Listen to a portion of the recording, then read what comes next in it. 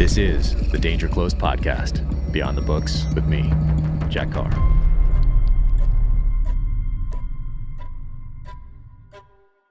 Welcome to the Danger Close podcast, an IRONCLAD original presented by SIG Sauer.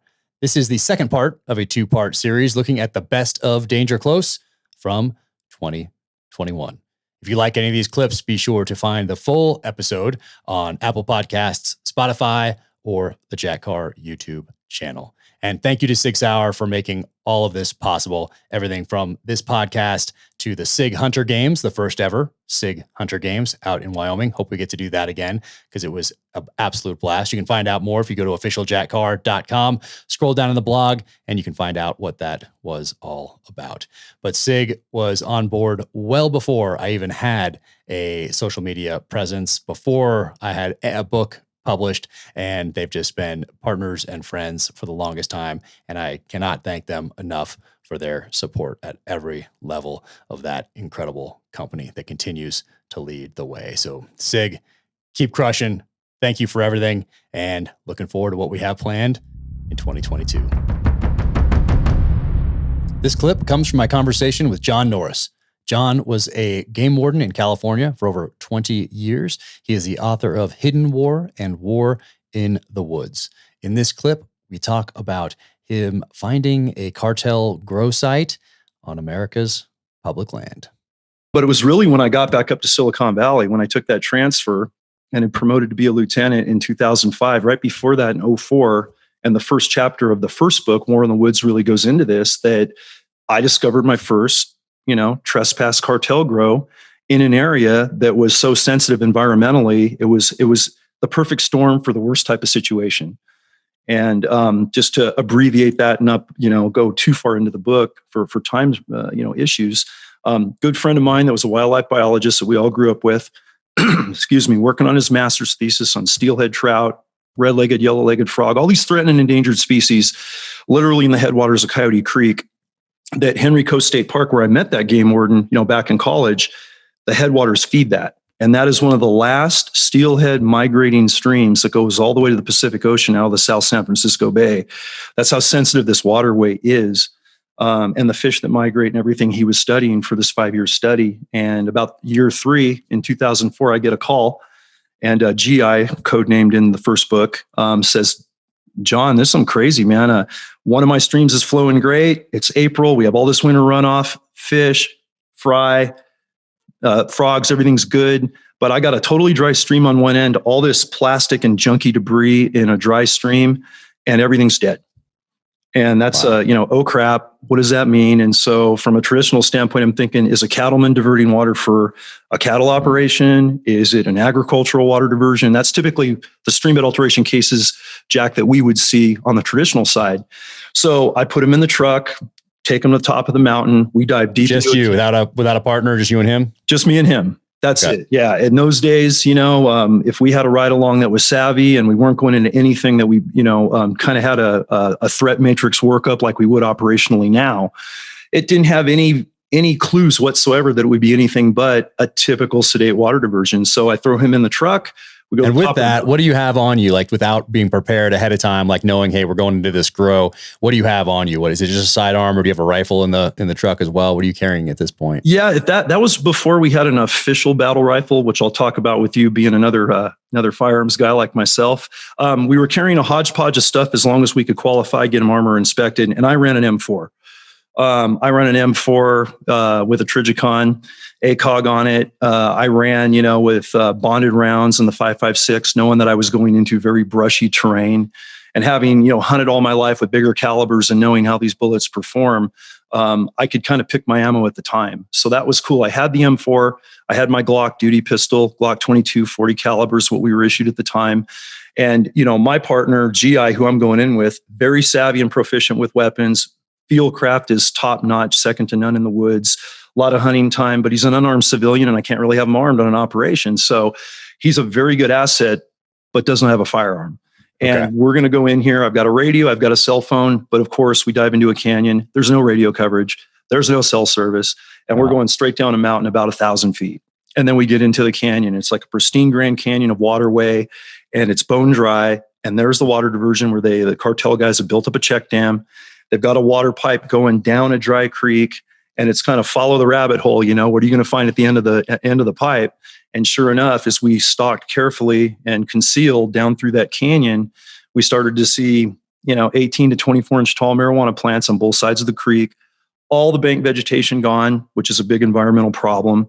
Then we started to see, camouflaged encampments and hooches and a kitchen and a cooking area, big bags of fertilizer. Had no idea at the time these EPA banned poisons that we started to learn about much later in the game. They were all in there. The carbofuran, the metaphos, the nerve agent, that's banned from use in America for any agriculture. Cartels have to smuggle it through the border infiltration or from the oceans in Pangas, get it in Tijuana. And then we run into two growers, and they're in OD green BDUs, and they've got their cartel monikers embedded and, kind of woven into their belt buckles, and the patron saint stuff I talk about in Hidden War, and, that whole, kind of ideology of what type of culture that encourages as far as environmental destruction and drug crimes and human trafficking. And they've got AKs and they've got machetes. And Jack, no joke, I think about all the operations you've done in your career and all the ones I've done on my side of the world. And I have never seen guys that were so protected knowing no one was in the area, yet so situationally aware. Wow. I mean, their field craft was top notch. They would be a 2-man unit.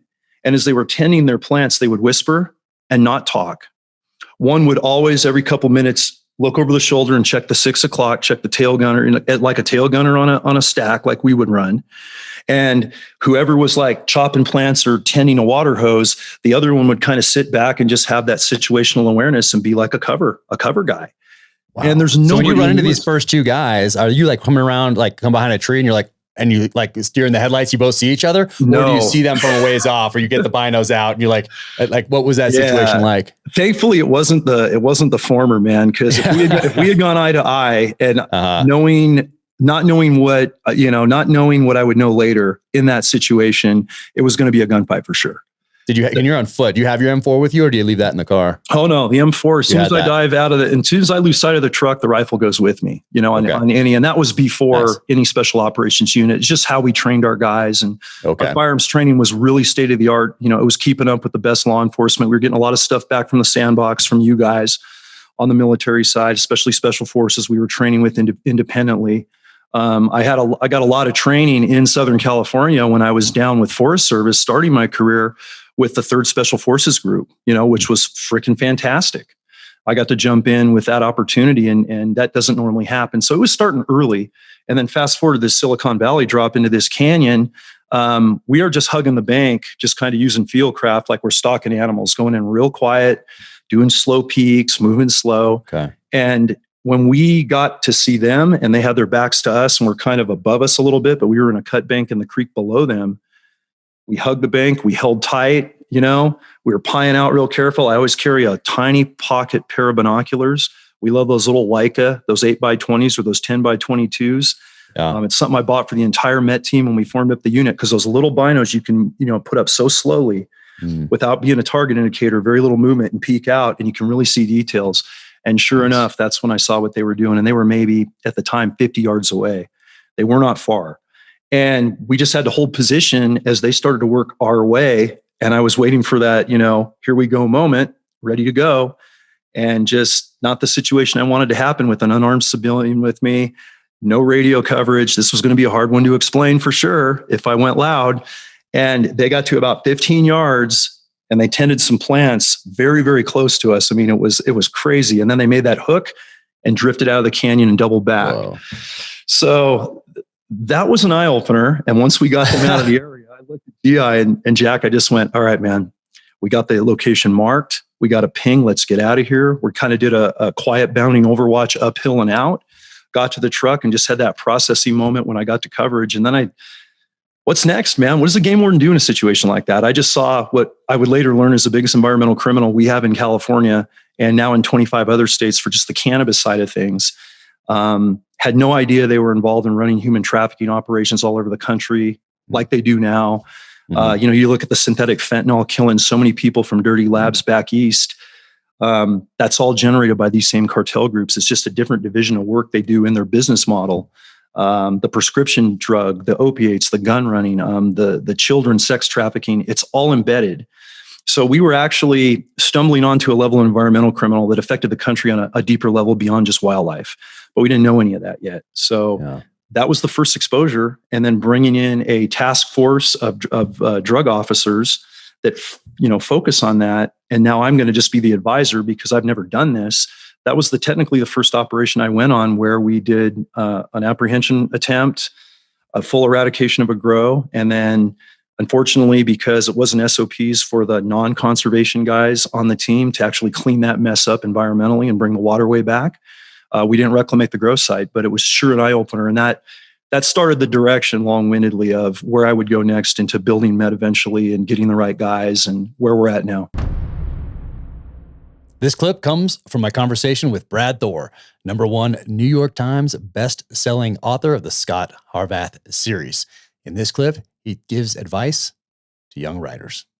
And then I just thought, that when you go into anything in the private sector, that it's going to be a competition, but maybe not necessarily a competition for a team, because you're coming from this team background in the military. And then I thought people were going to keep me at arm's length when I got into publishing, and it was going to be very difficult. And it was the exact opposite. Exact opposite has been true.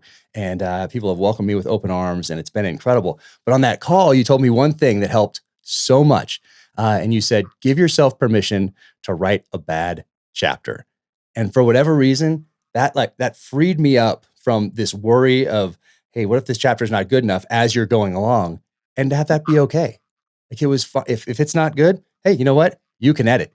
It's not like you're on the battlefield making a decision, and if you make a bad one, people are going to die. You can sleep on it.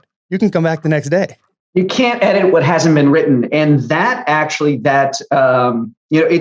it's funny, the similarities between you and me, as far as, I had family in Coronado. You obviously spent a ton of time down there with the SEAL teams. I ended up in Park City for 8 years.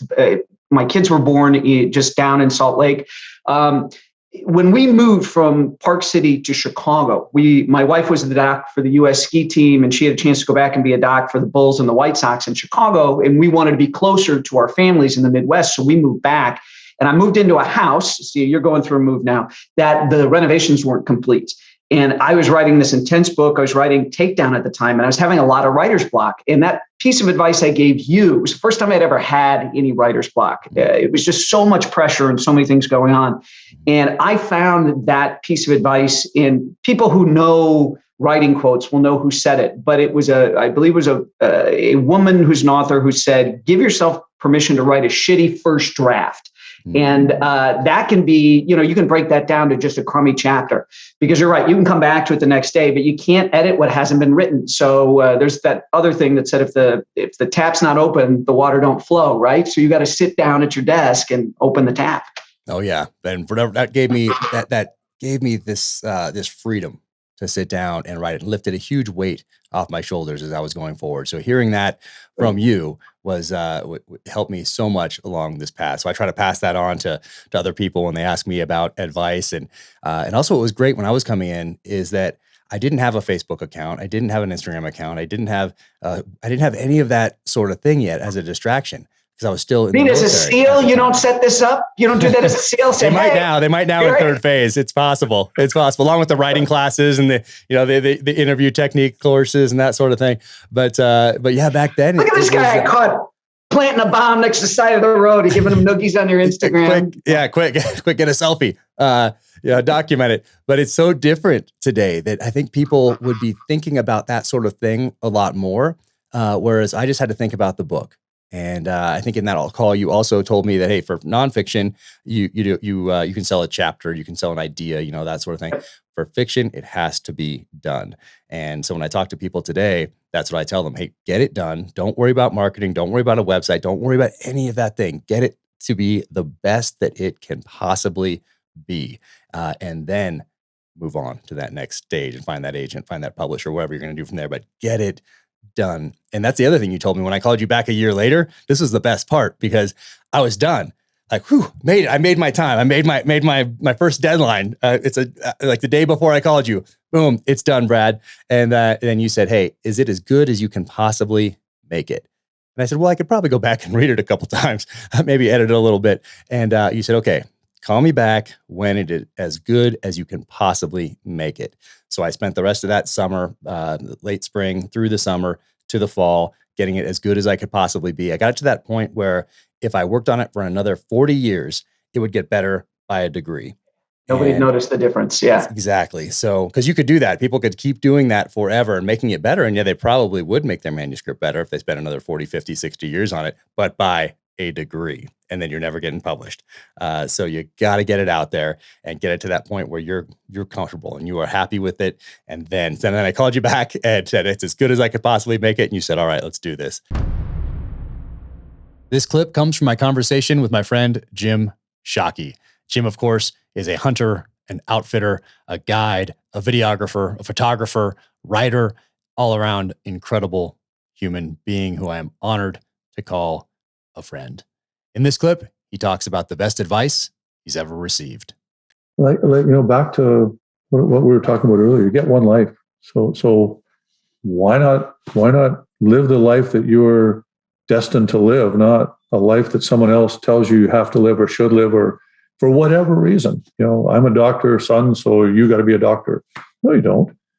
My dad was a road construction superintendent, and a heavy duty mechanic. I'm sure and a pilot that he had to stop flying when he got married because he couldn't afford, to actually fly his own airplane. So, wow. So he gave that up. He read every single airplane magazine that ever existed and had to live vicariously through a 49-cent magazine and listen to the airplanes talk on his little, I don't know, VHF, whatever channel they're on. But he couldn't fly. Didn't have the money, had to raise kids, and bought one gun in his life that got stolen eventually out of my safe in our ranch. But anyway, that's another story. You get one life, so live it. I say, people are afraid of failing. Afraid of, well, I don't know if I can do that, and then what if I fail? I say if you spend your whole life sitting on a couch at home, worried about what might happen, nothing ever will. That'll be it. Yeah. Your entire life will be on that couch. Nothing happened. Good job. You got to get out there and try things. And to me, I've never been afraid to try. I've suffered the slings and arrows. It doesn't really hurt that bad. It's like, you don't like me, really? I'm no less a person because I fail. If that novel never gets published, it won't be because I'm a lesser. I don't take that personally. I know how good it is. Yeah, I know how good I am. I know what I've done. So that's what, when you live your life true to who you are, you never have a regret, ever. Yeah. I can't even imagine being on my deathbed and there was one thing I wish. No, there's nothing. And you lived it. I don't know if they're in the thousands, hundreds. Lots of people that live that same thing. Yeah. And that's when you can look somebody in the eye, anybody in the eye, and say, yeah, I'm your equal.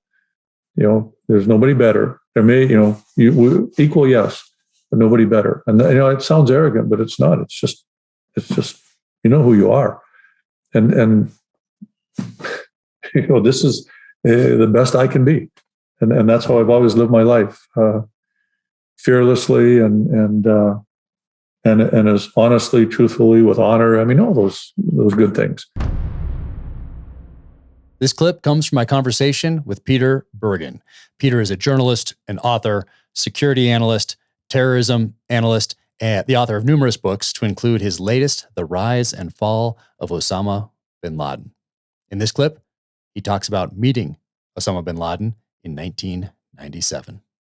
What was that like? What was that feeling like? Was it the first time you'd been blindfolded to go to an interview? And then once you're there in this cave, were you worried about being beheaded back then? Or was this just kind of the what you did in that part of the world if you wanted to interview with someone like this?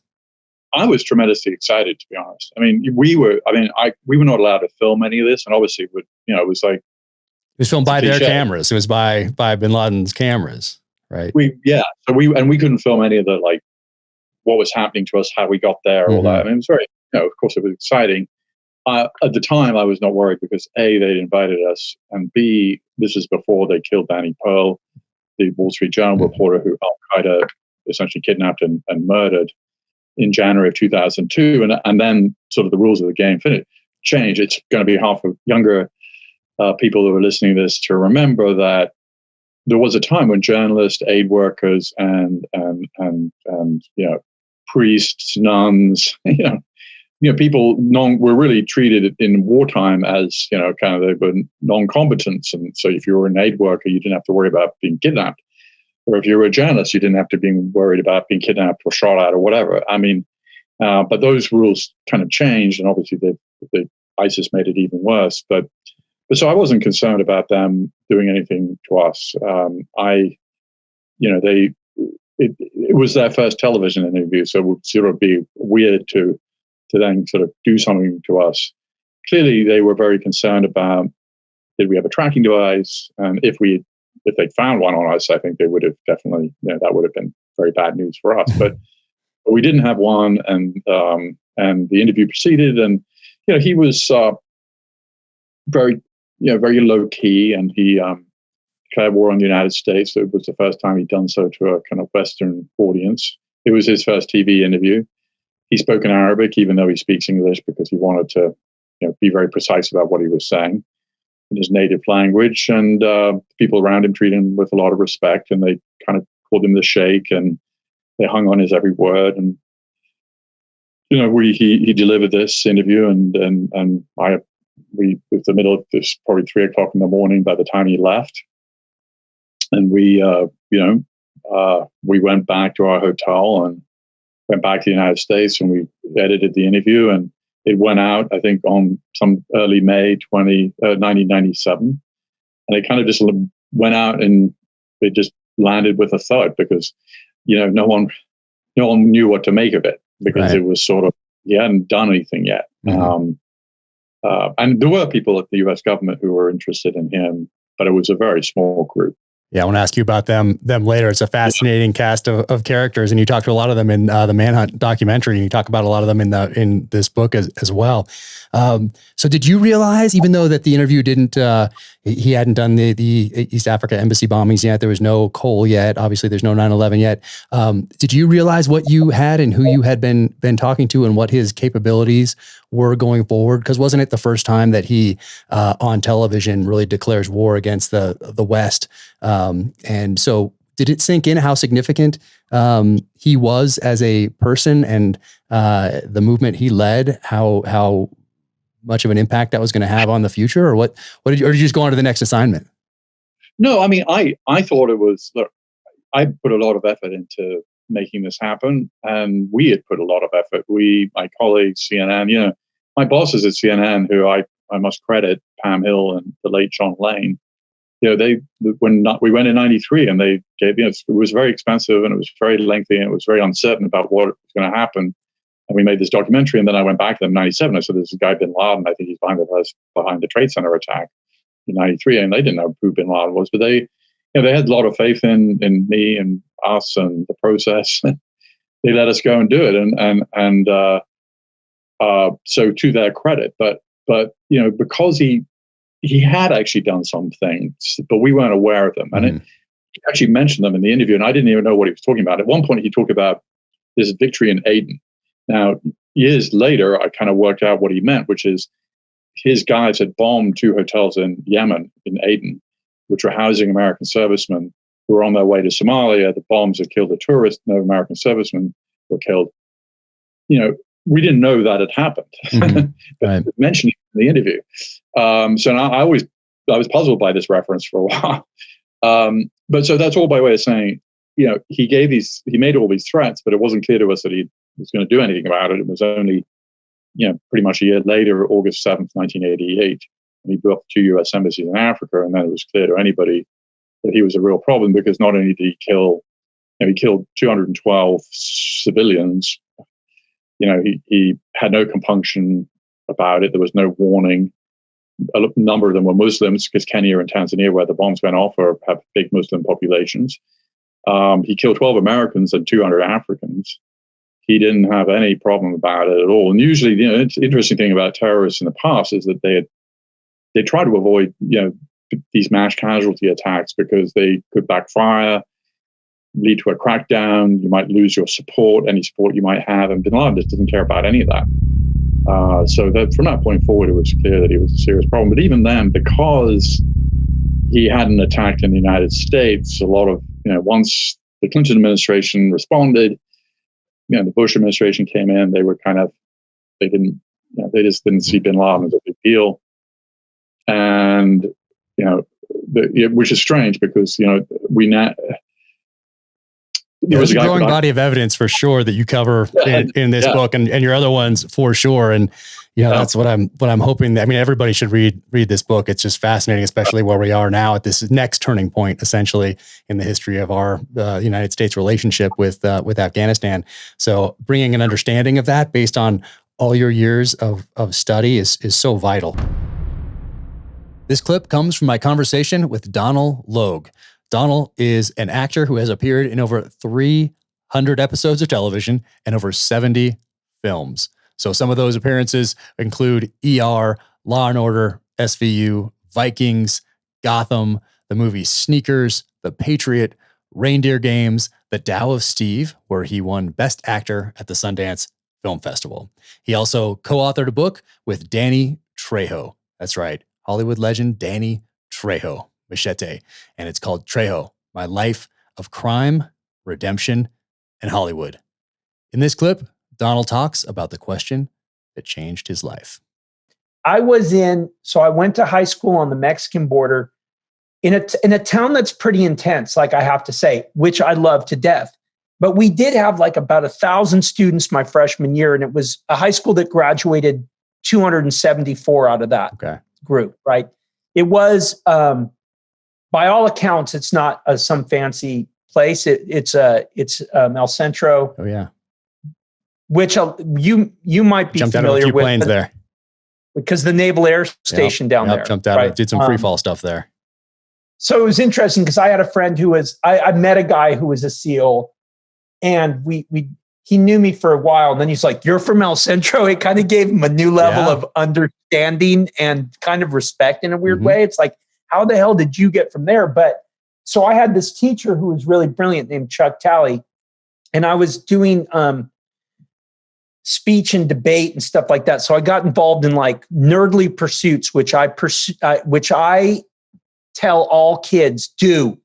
If your high school offers you some kind of fun thing, like it starts with like drama club or speech and debate or mock trial. It's like, don't think those things are stupid because they might inform stuff you do for the rest of your life, and you make friends. And so we were from that part of the corner of the state. And I remember going to the state speech championship sophomore year. And I was just so terrified of, even in athletic competition, kids from Los Angeles or San Francisco or Orange, all these places, they must eat different food. They're smarter, they're wealthier, they're more confident, right? They're just, you're there to try and maybe not embarrass yourself, but no one's expecting you to win, And so the next year, my junior year, Chuck Talley and my friend Steve Maddox, another teacher who were so influential in my life, they were like, why not you, man? I want you to think about something. Why not you? Those kids haven't read more than you. When I listen to you, they're not brighter than you are. I don't mean to be arrogant and egotistical, but you have to say this to yourself sometimes. Why not you? And why not me? And I won the state speech, and then the Boys Nation thing happened. And then all of a sudden, from going like, am I going to go to JC or what am I going to do with my life? All these doors opened up for me that were all the result of a couple of decisions. And I can pinpoint the exact moment of each one. Critical decisions made when I was 16 years old that I easily could have been like, you know what? I'm going to go to Clyde's house and go smoke some weed or something right now. Like, oh man, forget that. And I would say that to kids, that they're, don't underestimate the power of these little junctures in life. A positive decision, contrary action. But I will say the "Why Not Me" speech that Steve Maddox and Chuck Talley gave me will make me cry. And I say that to kids all the time. Why not you? And that does not mean I'm sitting on the couch, God, figure it out because of why not me. That's not how it happens. But you miss, to get back into these funky sayings that we've been kicking around, you miss 100% of the shots you do not take. That is it. Wayne Gretzky, right? That is it. No, that is it. I think it's so powerful. I love that so much.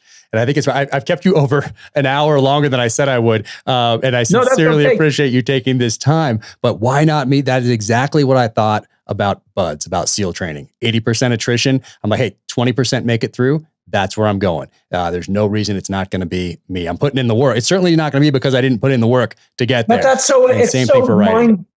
It's so beautiful and amazing. And it's like, but there is that weird thing where you're like, someone else has done it. Yep. That means I can too. Yep. This clip comes from my conversation with Danny Trejo. That's right. Hollywood legend Danny Trejo, Machete. And you might recognize him also from the 380, I think it's over 380 films in which he has appeared. He is the most killed actor in Hollywood history. So that's Machete, that's Heat, that's Con Air, that's Desperado. I mean, obviously too many to even count, but he's also has an incredible life story. And his book, Trejo, My Life of Crime, Redemption, and Hollywood, he discusses all of that in such an honest and open way. Highly recommend that you pick up that book, check out our conversation. And in this clip, he talks about what it was like to be number one on the call sheet with a film that also starred Robert De Niro. It seems like you've been working constantly for those of us on the outside that have been watching things progress, and you've been doing all sorts of things here and there, but then there seem to be these certain moments like Runaway Train, like Desperado, where you have no lines, like Heat, which is one of the greatest movies of all time. And you were so fantastic in that. It's amazing. And Con Air, then Spy Kids, which opens you up to a whole new generation. And then of course to Machete, where you are number one on the call sheet. I gotta say to be number one on the call sheet after all those years and after that upbringing and time in prison, and then to have Robert De Niro walk out of his trailer and say, and I can picture it as you describe it in the book, I can just see him doing it the way you describe it. Number one on the call sheet. I mean, what did that feel like? Well, let me tell you, when he did that, day number one. I'm sitting there staring at Robert De Niro in my movie. All I could say was, can I get you some coffee, Mr.? Come on. And it was hard for me to say, yeah, I'm the lead with De Niro, because he was awesome. He was awesome. I mean, and he's such a gentleman. And just, he invited me to dinner. We're doing Machete, invited me to dinner, And so we go to dinner. I take my two kids, Danielle and Gilbert. And Danny boy he was at school. He wasn't working. He was working. He was gone. And so we go to dinner, and I tell him, be cool now. Don't be kids. This is Robert De Niro. The first thing Robert De Niro asked me is something about, he says, how do you say it? He says, Robert Rodriguez is kind of I forget the word he used. A tour or something. Yeah, right. A tour. Yeah. A tour. And my son goes, oh yeah, I think he's a little more in blah. They start talking. The rest of the night was spent Robert De Niro talking to my son all about the theory of film, the lighting direction, the different modalities. And I'm like, I was so proud of my son, Gilbert, because I'm not a student of film. I'm a working actor. I show up. I know my lines. I don't bump into the furniture. You know what I mean? That kind of stuff. Stay out of the way. But my son, he's like a student of film, so he knows all these foreign directors. It's the names I can't pronounce. I just think it was just so beautiful, man. And Robert is just, De Niro gave him the key to his all his memory. The film archives. Yeah, amazing. I love that story. And I love how you were surprised at your son, how much he knew about this industry and this art. Blew me away. You know what I mean? And it's funny because Robert De Niro called me one day on my phone and said, Danny, I'm coming into town. I got my daughter and her friend. They want to go salsa dancing. I'm not going to have the time. Do you know any? Yeah. So I took Robert De Niro, beautiful daughter. I took her and her friend. We went salsa dancing. So I left that message on my machine probably until it wore out. Every time I walk in, I'd play it. Oh yeah, I'm going to have to go with Robert. I love it. And originally you were brought on to Heat as a consultant with Eddie Bunker. Is that right? For robberies. Yeah. And Robert and Michael Mann knew my uncle in Folsom, you know, he did a movie called The Jericho Mile. Mm-hmm. And so at first he called me Gilbert, and people don't realize it, but in the movie, Michael Mann changed my name to Gilbert Trejo in honor of my uncle. Yeah. He says every time he looked at me, he just thought of Gilbert. So we went through 3 scripts, and when they change your name, they change every script. So we cut down a lot of trees, right? And then all of a sudden he said, Danny, do you mind if I call you Gilbert? It makes it a lot easier. No, thank you very much. So I gave my uncle credit. And then you're Gilbert in that film, and that's the way you describe it in this book, how he almost apologetically asks you if you can do that, and then how you took that as a tribute to someone who was obviously very impactful in your life, and I guess good and bad is not really a good way to describe it, but it's. I brought him a picture of my uncle and the union, the Mexican union, and I told him, here, there's a picture of my uncle, but don't let the feds get it. I love that part. This clip comes from my conversation with Ashley Horner. Go to ashleyhorner.co to find out everything that she has going on. You can follow her on Instagram. She is a personal trainer. She is an influencer. She is a tactical games competitor. She is the host of Reborn with Ashley Horner. That's her podcast, which is an Ironclad original. You can check out her conversations there. Just a truly inspiring human being. So check out everything she has going on. And in this clip, we talk about what it took to become a tactical games competitor. And then the tactical games, how did that come about? I saw you like training. I'm like, okay, what's she doing now? She's on the range. I'm like, okay, what's she doing that for? Is it just fun? Like just the skills? And then I'm like, oh, and then I saw the tactical games. I'm like, oh, cool. She's training up for this thing maybe, and also getting the skills. But what was that all about? And those photos were awesome. And that looked like a crazy experience. Thanks. I have my next competition coming up in like 3 weeks. It's going to be in North Carolina. But it's like I'm always looking for something to constantly push myself to like the state of being uncomfortable. And going out and competing for the tactical games and the training for that, I was definitely intimidated by the manipulation of all your firearms, like knowing your weapon system. And I grew up in the middle of Oklahoma in the country. And I remember like my brother and my dad going out and hunting, but I never really, even though I was a tomboy growing up, I never really was into shotguns or hunting or even pistols or firearms. And so I was really uncomfortable, even maybe a little bit intimidated by ARs and just the whole like pistols and all of that. And so I was like, you know what? I don't need to be intimidated by this. Like I want to become really, really, really fucking good. Yeah. And then that's whenever I was like, you know what? I'm just going to sign up for the tactical games. I picked a competition actually before I even did my 40-hour run. I knew that as soon as I was done with the 40-hour run that I was going to jump right over and start training for the tactical games. Because for me, I think that like, and I don't know, you might have similar feelings. Whenever we work so hard on something and like we put everything into it, maybe it's writing a book and then you get it published.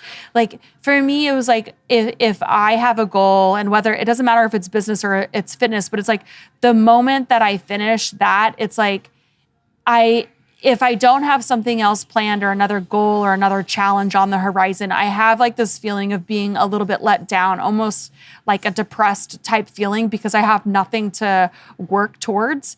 And so whenever I was doing the 40-hour run, I think it was a couple weeks before the 40-hour run, I was like, I'm going to sign up for the tactical games. This looks super gnarly. And I went out and I competed. My first games was like, probably it was a week after the 25-hour row. And dude, I got my ass kicked. I doubt that, but I did. I landed a place. I'm gonna go to nationals. I landed a spot in nationals, but man, they make it look so easy and just, you're having to lift these 100-pound sandbags over a yoke and climb over the, but you also have your kit on, you have your gear, you also have your gun belt, you have to have all your magazines, your rifle has to be, it's like, you talk about stressing you out and then having to shoot and like shoot accurate. They've done a really, really good job. But the community and the tactical games and the women, you talk about like real life badasses. They are like legit badasses. So I'm going to keep training for that. I'm going to go on to nationals this fall. And then I have another competition coming up in about 3 weeks. This clip is from my conversation with Brad Leone. Brad is a chef who has a new cookbook out called Field Notes for Food Adventure. He also hosts 2 shows on Bon Appetit's YouTube channel. One's called It's Alive. The other is called It's Alive Going Places. We first met at the SIG Hunter Games in Wyoming this last year, where we had a fantastic time. In this clip, he talks about the ethics of hunting. What's been your experience with hunting and with talking to people about it and introducing them to hunting or starting that conversation? Yeah. So, I think hunting got like a bad reputation, and had a bad voice for a while. I think there were a lot of bandits probably out there, and there probably still are, who aren't going by the rules and regulations and aren't in it for, the respect. But I know damn well a good percentage of them are, and some of the best people I know, especially when it comes to taking care of the planet and having respect for animals and just being overall humble, kind, beautiful people, tend to be, in my opinion, a lot of them are hunter and fishermen and just outdoorsmen. It's a religion for a lot of people and a church, and I can relate to that. And then being able to tie it into food. You're 100% right. It's ancient, it's way more embedded in it than we want. And, unless you're growing your own almonds and milking them somewhere and and I don't know, growing tomatoes and, walking around your tiptoes and not crushing any ants or, what I'm saying? Like, where do we stop? You know what I mean? And like, so I don't know. And like, for me, there's a major contradiction in it because like, I'm going to jump around a little bit. Sorry. But like, when did we start? Like, who gave, why do we how come no one gives a shit about plants? You can eat the shit out of them. That life in this universe doesn't matter. Yeah. You know what I mean? So like, you can chomp away on anything as long as it's, and I understand there's different, they take different nervous systems and what we deem intelligent life forces in life, but like, as we're finding out, in our, big cocky human brains, is that plants and fungus and fish and other species are super intelligent, and like, I'm okay with eating all of them, but like, you gotta, because that's just, there isn't a better system yet. You know what I mean? Like, we haven't figured, I don't know. And I think at the end of the day, no one wants factory farming except for the prick doing it and making money. You know what I mean? Like, so like, people, the responses I've gotten from being able to do some hunting, like pheasant hunting and wild boar in Hawaii and fishing is like, it's a respect and it's just being transparent. Like, this is, if you're going to the supermarket and you're getting your ribeye or your salmon fillet from the Faroe Islands or whatever, you're just not seeing the, come on, like, it's all, it's just a little clean piece and, no face anymore, no feathers, no nothing. This is happening on a massive scale. We 400 million pigs a year or whatever, fact check that number, but like, it's massive. So like, being able to harvest an animal, whether you're farming it yourself and just being the accountability for what's going into it, because, as we found out, the industrialization of the food system certainly had some flaws and not the best interest for our health it seems, in some of the aspects. Is hunting going to solve world hunger? No, obviously not. But good practicing and localization of it. COVID showed that too, how fragile that big monopolized systems are. And cyber attacks, like, things need to get a little more smaller and less monopolized in certain aspects when it comes to food, right? And that also will be able to reduce the environmental impact and overall health, I believe. And you go into the supermarket and look at some of the produce and the meat, and like, we're unfortunate, don't get me wrong, that it's an option, and financially is another thing. Good food's expensive, especially when you're buying it at a supermarket. So there's a lot of problems with it, but like, I guess to wrap that question up in a way, like, yeah, I think just the way it's been perceived is just, again, no one wants the bad practice. Everyone's sick of it. Let's just figure a better way out. There seems like a lot of people who are smarter at it and better at it than me that certainly are doing it. It's just, I don't know. I guess it's a big problem. Huh?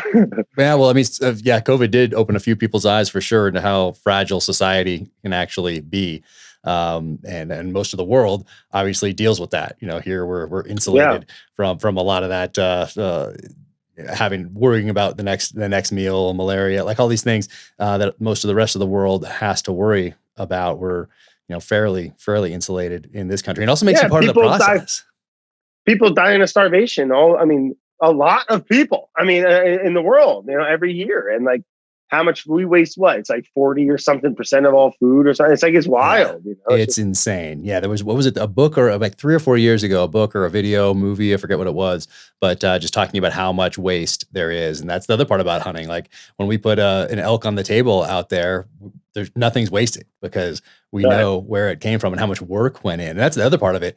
Once you do it, I think once you're out there and you're doing it and you're bringing that food back and you're processing it and then you're cooking it, you're doing all those things, you're not wasting any of it. And then for me, it is shocked just actually how inexpensive some things are at the supermarket, like knowing how much went in to what we just did with a mule deer or an elk or a moose or whatever it might be. And then seeing, $1.99 or, $5.99, like, amazing that it's, for me anyway, I'm like, how you had to raise that thing, you had to do all this, you had to transport it, you had to put it on a shelf, you're paying all these people at each one of those stages to get it there.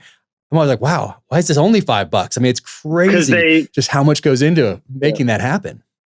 That's because they process it like a grain. It's just, it's a numbers thing, and it's so scaled that they can sell you this big, giant, weird pork loin that's as white as a piece of paper when you cook it, and has almost no fat on it. It's just like this big, weird, like that's not what a pig looks like. Like, I've seen some really healthy pigs, whether wild or farmed, and like, man, that sometimes it can look like steak. Like, I can get nice and red and pink and beautiful fat on it. So once you, once you see the light, I can't go back. You know what I mean? Yeah. Like, I'm being able to, and where I live is great, man. I shot 2 deer this year, and not even hunting that aggressively, and a bunch of geese and some, and we got some pheasant and some tuna. We go fishing right here and spear fishing, and sea bass, and being able to just process that with some friends, and then being able to grow vegetables and stuff. I just moved up here, but in the next couple of years, man, I want to get this place where we could be, providing a lot of the food that we need through, just growing, we get great sun and soil. Like, it'd be crazy not to. Good water. And then having the ocean and the land, it's just such a, it reminds me of like friends in Hawaii, right? They just have that like ocean and land that they can, really get dialed in and provide off of. This clip comes from my conversation with Clint Smith. Clint Smith served in Vietnam in the Marine Corps. We talk about that extensively on the podcast. And he now runs Thunder Ranch up in Oregon with his wife, Heidi. And if you have not been out to train with Clint Smith, I highly recommend you put that at the top of your list for 2022. This is my one really bad Clint story. So we get in a hole. I got in a hole. We're there. And it's dark. And you know what I mean. When you can put your hand out, but you can't see it. Yep. That's dark. Oh, yeah. Okay, that dark. You've been there. Oh, yeah. Okay. And is it triple canopy? Like, so no, this is kind of open still in the plains. Okay. So we're basically west of Quang Tri, before you actually get into, and we're east of the rock pile. So we're in an area around what's called Camlo. Okay. And so we were there and just kind of in the jungle. And the guy goes like, dude, I got to get some sleep. I go like, okay, cool. So you're on watch. Yeah. He goes like, wake me up. Here's my watch. Wake me up. Okay, cool. And each smaller maneuver element had their own watch, or you guys with? No. We were online. Okay. And so everybody dug in. And then so like you're online. And then they don't put out LPs. They don't want anybody forward. Okay. So because they're You're all really not together. sure with this, that we're kind of online. And then they kind of turn the ends in, from what I remember. Okay. Okay, so that you kind of don't get sort of flanked, so to speak. Yep. And then they did put LPs behind us. Okay. Which would kind of make sense. Listing posts. Yep. Which is actually, that's about all you do. And so all the stuff that everyone knows that's been there. So you're on watch. Yeah, so I'm on watch. And so like I'm with my guy and the time goes by and I go, hey, dude. And he goes like, hey, watch a little bit longer. I'm tired. I go, okay, cool. And essentially you're just listening because you can't see shit. anything. There's no night vision. There's no nothing. No night vision. No, we own the nights. Okay, none of that shit, which I still laugh at when people say that dumb shit. Like, hey, we own the night. No, you don't. Okay. So this is where I made my first decision. About whatever time it was, however dark it was, I heard something in front of me. I knew it was the right direction, that it shouldn't be making noise. So I decide to, by the way, not very many people know this at all, okay? So like I'm doing this because we're friends. So like I'm there and I kind of go like, oh, fuck. So hey, dude, I think there's, oh yeah, okay. Dude, I think okay, it's okay. I go like, all right, okay, that's it, I've had it. I'm literally about to shit myself. So I just pull out a frag, pull the pin, chunk the shit out of this bitch. My best Wyoming, what the hell, okay, and hopefully I didn't say anything. Oh, good. Okay, and it lands and goes off. And then everybody online opened up. Okay, and I got all my tax money in that next minute that I've ever paid in American ammunition, because everyone shot the shit out of everything in front. And people go, that's not very tactical. I got it, okay? So then the next thing, when they got everyone to stop, because, that's what Marines do, they shoot shit, okay? It's just the way it is, okay? So when they got everyone to stop, then somebody who was the gunnery sergeant came down and go, who threw that fucking grenade? And I go, oh, this doesn't sound good. So I go like, not me. So I kept the grenade ring for like 3 months in my pocket. No one ever knew? No one ever knew. It was me. Okay, so like the dude, of course, when the thing went off, the guy is sleeping, he jumped straight up, and he's like, pow, pow, pow, pow, pow, pow, pow, and I go like, wow. And people go, that's not very good fire discipline. That all depends on whether or not you've ever been there before. Exactly. It's easy for people to go, well, real man, hey, you'd have got an E-tool and went out there. No, a real man wouldn't have been there. He'd have been at home in the back seat with a girl of like a car he was just buying until he got drafted. Well, you know what I'm saying? So, and you can ask Heidi. I very rarely ever tell that, but because it sort of sounds chicken shitty. No, it doesn't but at all. I kind of go like, hey, man, dude, I'm 18. I mean, it's a lot of responsibility. What was out there? Nothing. Or whatever it was, it got blown up and shot. Okay. So we did the next day, get up when it was daylight, and we went through, and there were people there, but I believe, were killed by the airstrike the day before. Thank you for tuning in to the Danger Close podcast, an Ironclad original presented by 6 Hour. This was the second part of a 2-part series looking at the best of Danger Close from 2021. If you liked any of these clips, be sure to check out the full episodes on Apple Podcasts, Spotify, or the Jack Carr YouTube channel. And thank you so much to 6 Hour for making all of this possible. Thank you so much for crushing it each and every day with all that you do. I am fired up to move into 2022 with all that we have planned. And everybody else that supported this podcast, whether it was with just listening to it, whether it was a download, a 5-star rating and a review, thank you so much for making this all possible. I have thoroughly enjoyed spending this time with you. And I look forward to 2022.